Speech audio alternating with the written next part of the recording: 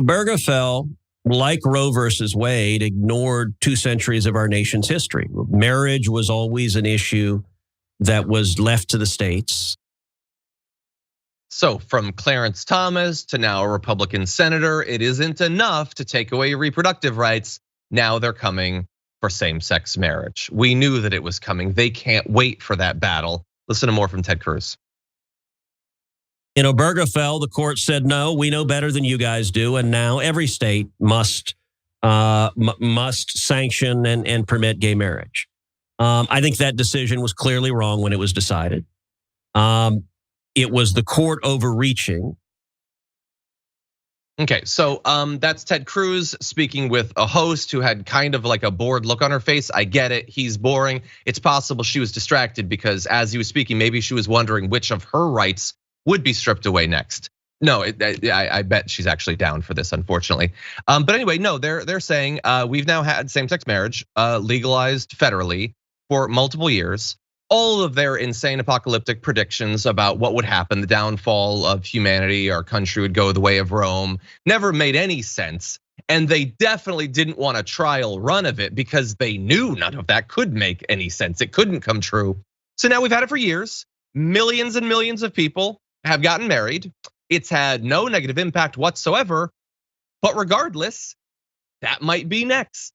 It might go back to the states. Which, look, they'll say go back to the states because they don't want to say what they want to do. They want overnight 25 states to break apart all of those marriages, break apart all of those families. The pro-life family values party is going to identify 10, 20, 30, 40 million families, and they are going to, by the power of government, separate them.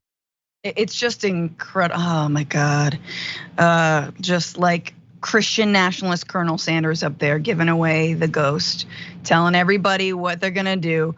Yeah, they are gunning for gay marriage in the same way that we know that abortion rights are not only is Roe being overturned, but they're gunning for a complete ban on abortion. And yes, including in cases of rape, incest, and the health of the mother.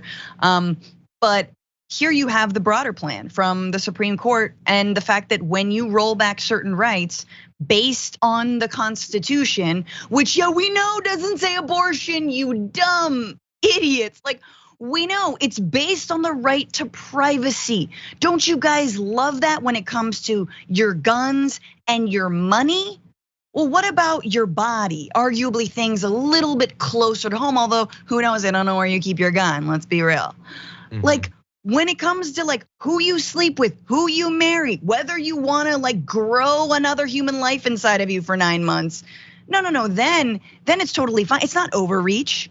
That's not overreach. It's court overreach to say you can sleep with and marry whomever you want. But it's like God reaches all things. Like, what is the logic here? There is no logic. So not only do Democrats need to reclaim the mantle of family values, but also the right to privacy. I absolutely think, yes, of course abortion is a right. Of course the right to marry is a right. But also we have to remember what these rights were even based on. And they should and they are based on the Constitution. So yeah, it's gonna be gay marriage, then it's gonna be same sex, anti-sodomy laws are gonna be A-okay. Then who knows? Maybe it's gonna be Loving versus Virginia, and Clarence Thomas is gonna be like, oh, Ginny, it's been real. It's been real. Yeah, and these are, like we're gonna see it trickle down. Nick Fuentes was saying the anti-sodomy laws should come back, and not just for same-sex couples, by the way, for straight couples too. Like it's a small government. That's what they want, which has just the capacity to find out exactly what sort of foreplay you're getting up to. That's what they want. It was always a ruse. The government is supposed to be small when it comes to the rich and corporations and maybe your guns, and that's really where it ends. In every other area, whatever misinterpretation they have of the Bible, that's where the government can get into your life. But I know what you're saying. That's Ted Cruz. Does it really matter? No one else could possibly agree with him on that. Oh wait, we're getting an update.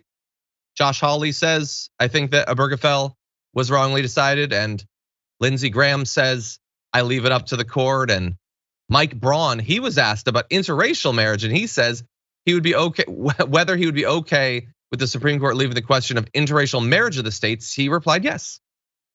So like, I can't even keep up with the things that they want to strip away. We do a daily show, and we are just trying to catch up to all of the different rights they want to strip away, the different couples they want to break apart, and all of this so that their taxes won't go up. All of it. And like maybe there's a couple of conservatives watching this, like we want to help you.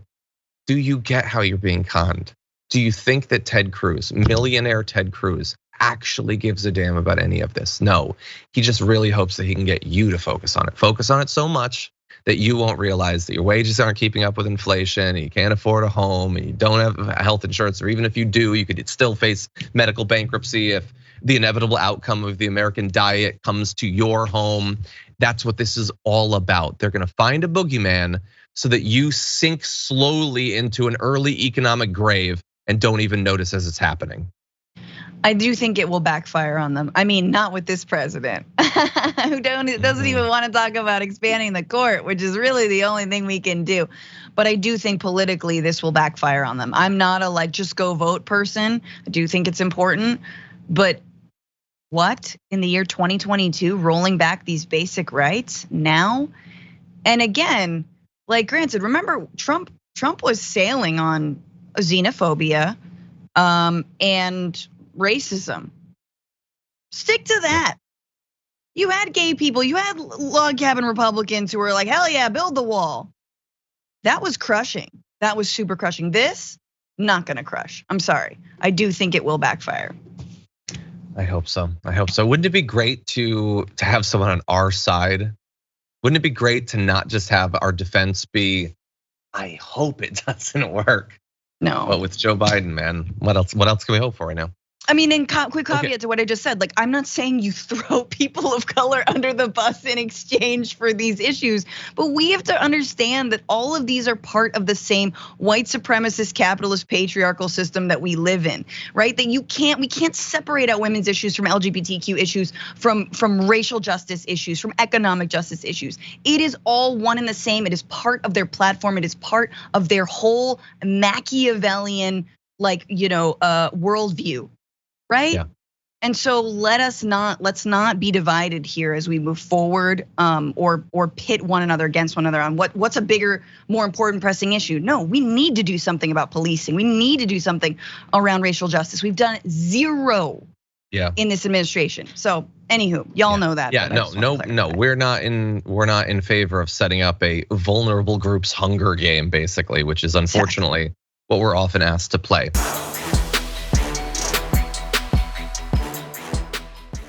Check out the Damage Report podcast each day, wherever you get your podcasts, whether Pocket Casts or Stitcher or iTunes.